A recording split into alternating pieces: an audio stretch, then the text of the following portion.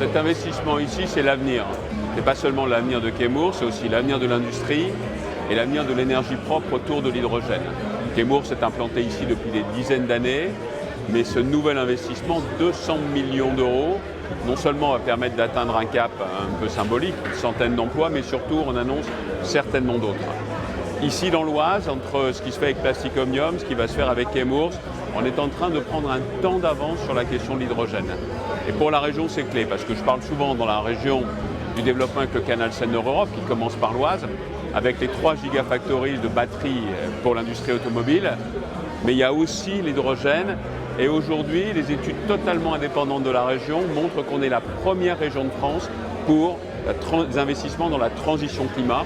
Et qu'en 2030, avant même cette implantation, avant même cet investissement, on sera la 2e région de France pour la production d'hydrogène.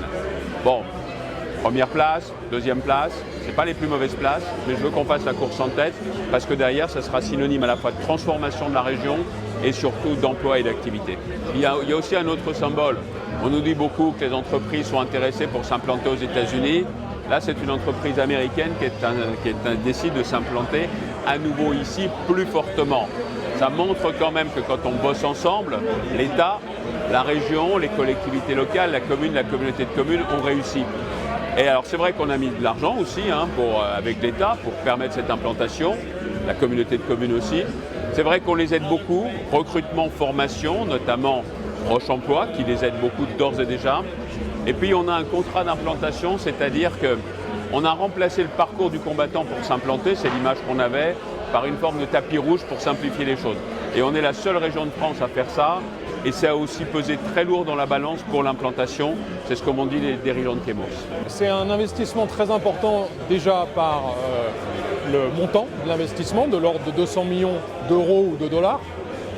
Donc par rapport à l'investissement total que l'on peut faire sur une année, c'est énormément sur un seul projet.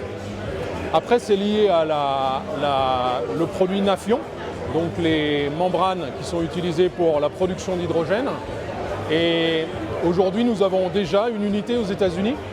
Donc ça nous permet de créer une 2e unité de production, d'augmenter significativement nos capacités de production et de s'implanter en Europe sur cette ligne de produits-là, où, encore une fois, comme on l'a dit aujourd'hui, l'écosystème européen est en train de se développer significativement autour de l'hydrogène.